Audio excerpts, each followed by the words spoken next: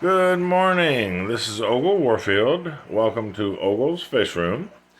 We are starting today. I have 7 tanks, and we're starting today with the largest, which is a 75 tall. It is 36 inches from side to side, 18 inches deep, 22 inches high. What you're looking at here are 2 different branches. I don't know if you can see the stump up there, but anyway, it was too big to get in the tank, so I turned it upside down, and because there's a brace across the top, and put a branch on each side of the brace, and the size of the stump is holding this down. But it is huge, and these branches go and kind of wander around. There's just a lot of structure in here from the one stump, so to speak. I don't know if you really can get a feel for that. What we have in here is about 22 probably the largest white skirt tetras and black skirt tetras you've ever seen. There's a little female, well, there she is, right in the middle. Rainbow cichlid. I don't see, oh, there, her male counterpart is over here hiding. Well, he was over here. He's in the back. He's in a cave. Okay. Anyway, a friend gave me the pair of male and female rainbow cichlids, and these very, very large filamentosa right here, pair of male and female. There they are. I already had 22 of the black and white skirt tetras. There's a little, I don't see him. Oh, there he is, right in front of us. He's sucked onto the side of the branch there. A little small Plecostomus. I know he gets big, but there's room in here. Kind of an assortment. I don't see them right now, but probably about 10 little cory cats and various cleanup crew. Anyway, let's move along here. Quite large Amazon swords. We got one there, one here. They are doing a job on that one, I'm afraid. I don't know why they're leaving the left one alone, eating the hell out of that one. But down in the back, we have a rather large Nubius that they've left alone. Oh, there's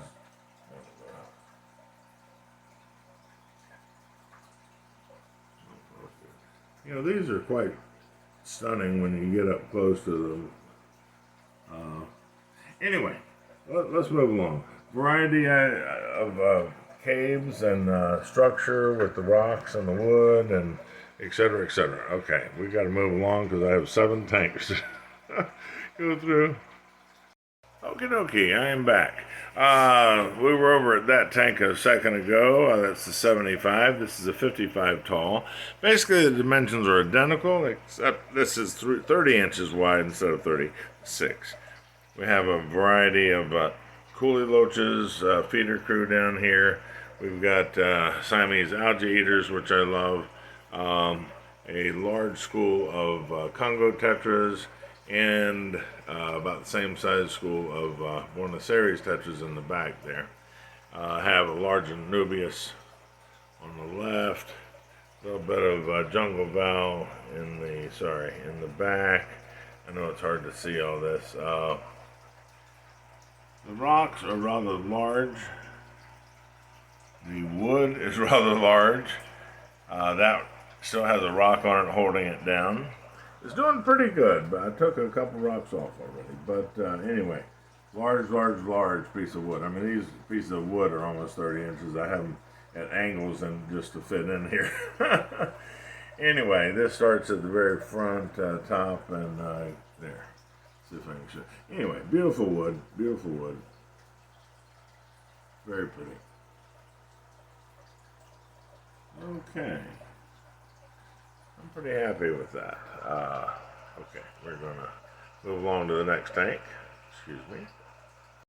Okay, the next tank on our tour today, I'm trying to sit in a chair and lean down. This is basically, well, not on the floor, but that's in a two-tiered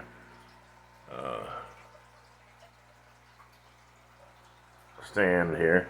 And this is a 15. Now 15 is basically the same dimensions as a 10, except it's 15 inches high.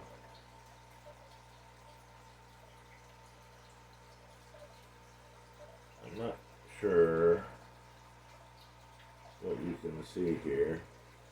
It's got a lot of wood with Anubias on it.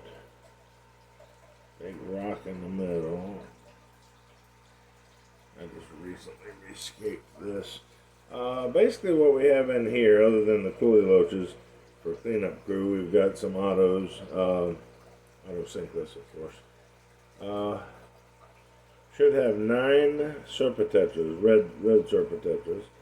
Whether you're actually seeing those, they don't move around much. Actually, I'm quite pleased with them. I rescaped this recently. It was getting a little jungly in there. It had a lot of Alcinaria and Java fern, etc., and a lot of wood structure. And I just thought they weren't having many places to swim. And they did beautifully when I cleaned everything out. They just went over to one corner and waited for me, and then I'd go over there and they'd go to the other corner. They were fantastic. Didn't seem to freak out at all. But the point is, they seem to do well in small spaces without swimming around all over the place, because I'm having a hard time even showing you these fish. Hopefully you see a few sneaking around there, but they're not like zoom fish. They're okay with just the... They love the structure. They love to be able to just kind of move around. They seem happy. Okay, we're going up to the 20 tall. This is, again, same dimensions, but 19 inches high, 20 gallons. I'm trying to move in a little bit here. We have a red tiger lily. Supposed to be dwarf, but I don't know. Those leaves are looking pretty big to me, but it's happy. So this is a piece of driftwood with Anubias on it. What we have here are 15 long fin black skirt tetras. I ran across these at a pet store and just thought they'd be absolutely perfect. I am a believer in groups of things. I don't like things to be lonely. I have probably bought over 30 coolie loaches and have them spread out in my tanks. I just think nothing should be alone. Anyway, that's just me. But not just me. There's some facts to a lot of that. A lot of these things found in the wild are swimming in not just schools of 20 or 30. They're swimming in shoals of 1,000. So they are used to being together, and I personally think they're much happier doing so. Once again, this is 15 long fin. Let's see if I can show how. Aren't these gorgeous? Look at some of these. Look at this big guy over here. Where'd he go? There he is. Are they beautiful? Beautiful. Mostly Java fern in the back. Okay. We're going to have to move along. We have several more tanks to see. Okie dokie, we are back. This is my 20 long. It has a large variety of cleanup crew in this. We've got coolie loaches. We've got 2 different varieties of, I'm trying to show you one there. This is if my eyes don't deceive me, this is actually called a Pygmy Corydoras. Now this right over here, it looks the same, but it's different. If you look very closely, this is called a Dwarf Corydoras. Now the difference is the Pygmy stays tiny. I'm not even sure he gets an inch. He's like 3/4 of an inch. The dwarfs, however, well, I had him there a second ago. Oh, there he is. Now, they're not like a regular Cory, of course, but they have a little bit more of that hump shape on the back, traditional Cory shape, and they get about 1.25 inches tops. But some people just kind of group them together. Some pet stores don't know the difference. They just call them all pygmies or all dwarfs or whatever. There is a price difference, however, if you know what you're looking at. Anyway, we won't get into all that. We have a large school of 18, I think, yes. Yes, 18 Ember Tetras.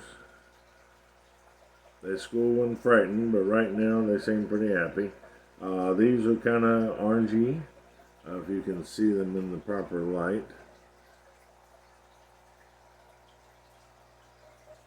I'm quite proud of my escaping this. I have two rather large pieces of, let me back off of that. I have two large pieces of spider wood in this, and it's almost hard to see, but then on top of that I've rested many other pieces of driftwood with the Nubius on it. I like to get those off the ground. Now this particular one over here is touching, but it's tilted up because of its growth pattern, and I've got it resting on a piece of spider wood.